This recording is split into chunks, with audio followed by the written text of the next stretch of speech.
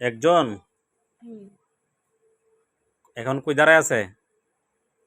দাঁড়ানো। বলো যে দাঁড়ায় যাও আল্লাহর হুকুমে। পুরুষ না মহিলা? পুরুষ। পুরুষ। তুমি বলো আল্লাহর হুকুমে দাঁড়িয়ে যাও। দেখো আল্লাহর কাছে দাঁড়াইছি ইনশাল্লাহ। দাঁড়াইছে? বিসমিল্লাহ। ধরাইতেছে? ধরা কেরে? শয়তান আবার মানুষের ডরা নাকি? এত পাওয়ারফুল এরা। বিসমিল্লাহির রহমানির রহিম।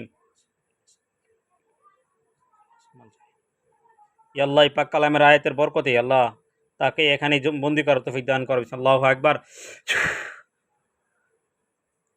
দেখো ইনশাল্লাহ ও একটা জেলখানার ভিতরে বন্দি হয়ে গেছে আল্লাহর হুকুমে।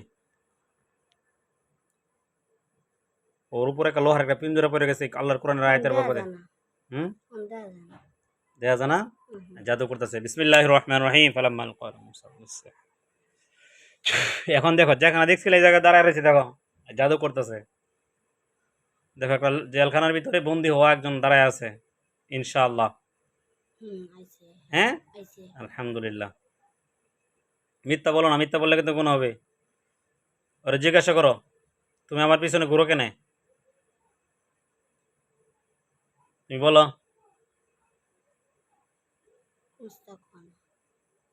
তুমি আবার বলো যে আমার পিছনে কেন ঘুরো? না বললে কিন্তু শাস্তি দেবো ইনশাল্লাহ।